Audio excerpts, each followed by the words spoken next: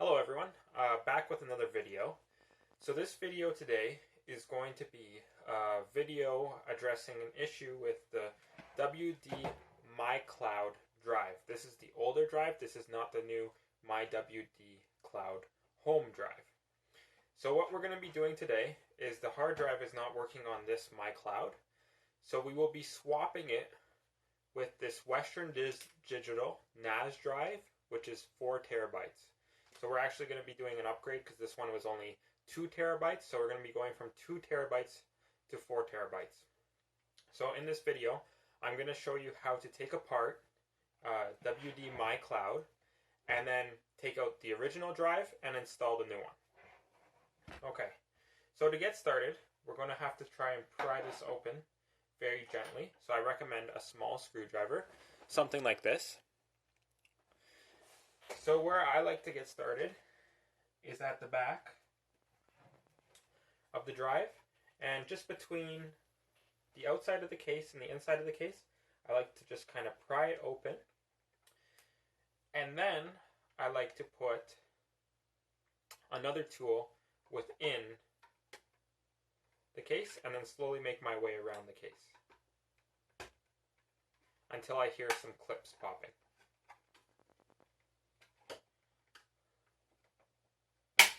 There's our first clip. And then just continue around the drive like this.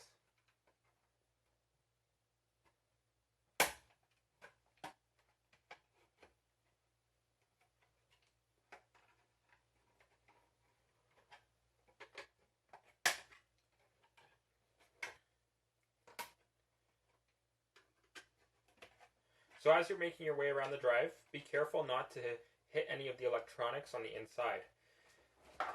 So if you can see here, the network cable, USB, and power in is on this side. So there's a chipset behind this panel, which I'll show you once I have it open.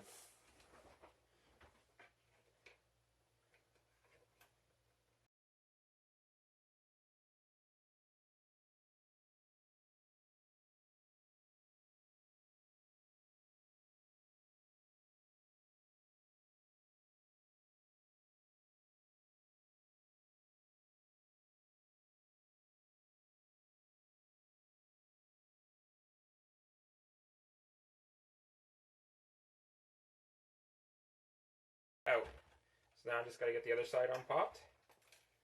There we go. And it's okay if you break the clips as you're opening the drive, because you could always sticky tape it back together. Okay. So this is what it looks like inside of the Western Digital MyCloud. So in this generation, they actually had a WD Red NAS hard drive. Oh, so this one was a 3 terabyte, and we're going to go to a 4 terabyte. So it's the exact same drive, and what we're going to be doing is we're going to swap it for the new one, because this hard drive will spin up, but it's not reading any of the files on the drive, and it's not booting. Okay, so the next step is we're going to pop the drive out of the back of the case. So you have to flip it to the other side, so the side that you can't read the label where the motherboard is for the drive. And you're just going to gently pop it up and slide it out. Okay, so we're going to put this off to the side.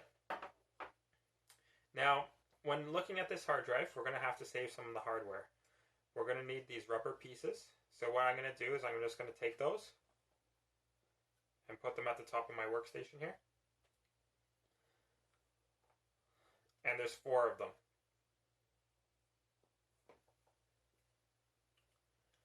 So just take a look around your drive before you start to open it up, just to see how many screws you have to take out. So just by looking at this, I can tell that I'm going to have to take out these 4 screws. And these are the ones that hold the hard drive in the case. Now looking at the motherboard, I'm going to have to take out 3 screws before I can slide it off of the connection.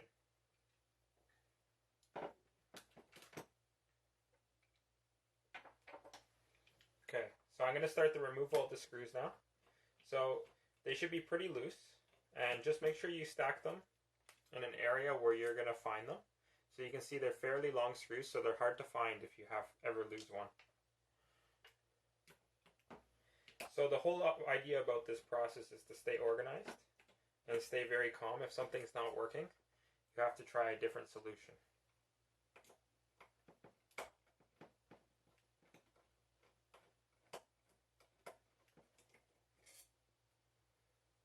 Okay. So those are my screws for the motherboard, but underneath the motherboard there were these spacers to space the motherboard from the drive so that they don't touch. So I'm just going to put those spacers beside my screws, and there should be 3 of them. And there's the 3rd one. So the motherboard is now disconnected. So I'm just going to place that right here and be very gentle with it. It's very delicate. So now with our hard drive, we have a couple more screws that need to come out. So what I'm going to do is I'm going to find the correct screwdriver and just take those out. So I find it very useful to have a small screwdriver set that you have at hand when you're opening up a PC. So something like this.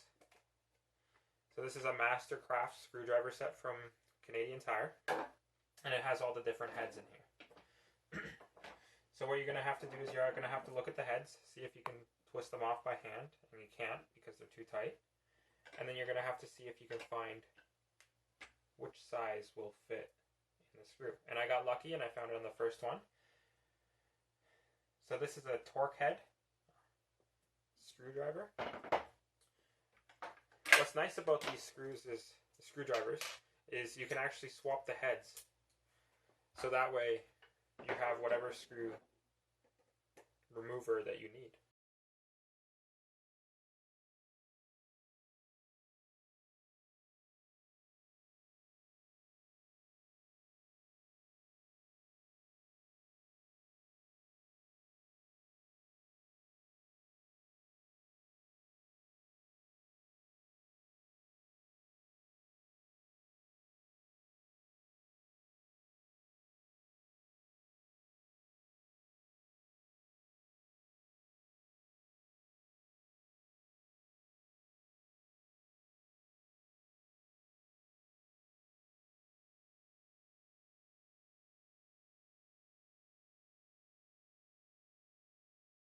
Okay, so what we're going to do is we're going to take our old drive and we're going to get that recycled. Now, what we're going to do is we're going to make sure that our hands are clean and there's no oil on them before we touch the drive and remove it out of its static enclosure.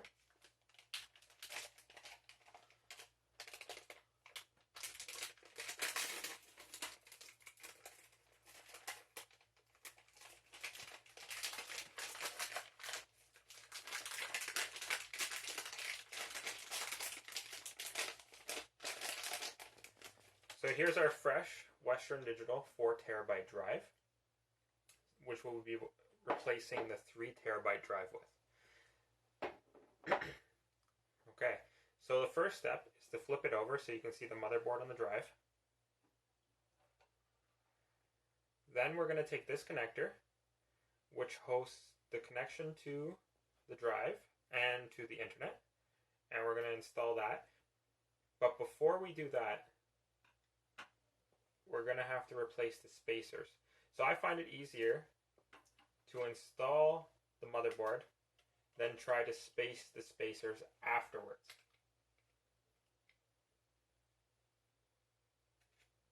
Okay, so when you place this in there, just make sure that it's connected to this socket over here, and don't worry about that socket. This socket here is covered up by WD, and you could remove the foil to put there, but I'm not going to because it's not needed.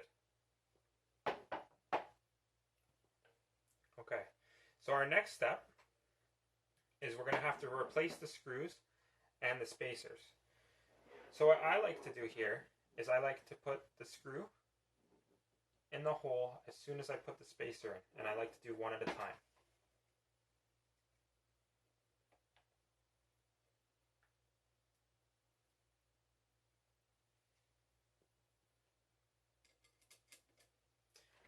Okay, and then I'm just going to tighten it down. So tighten it just very gently once you have one, just so it holds it in place. Not too tight because you won't be able to get the other spacers in if it's too tight.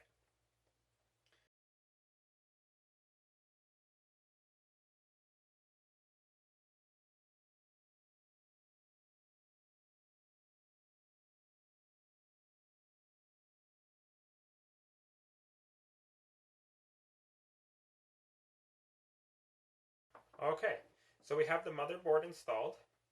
Now we have to get our mounts for the drive installed in our three corners since we couldn't get the one mount out. So what I like to do is I like to install it on the bottom mounts. So these very bottom screws.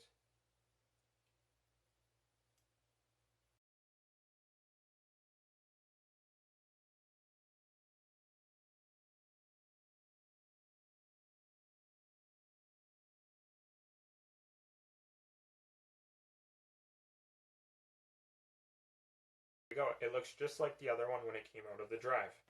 So now what we're going to do is we're going to have to reinstall it in the case. There's only one way it fits in. And you just line up the holes on the bottom of the case with the holes that match on the motherboard. So it'll be the same orientation as the way that you took it out. So now that we only have one screw, you're just going to have to line up the top instead of the top and the bottom. Hold the drive from underneath. Push it into that hole.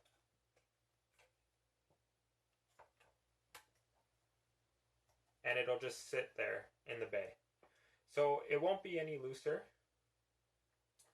in the install because once the case is on, it'll hold it tight.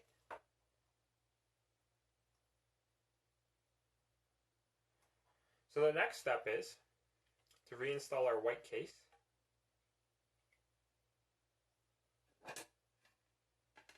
And what we're going to do is we're just going to slide it onto here. And that completes the install of the WD MyCloud replacement drive. So now we can just recycle our old drive and we have our new one and we're going to install the software and it's good to go. Thanks for watching.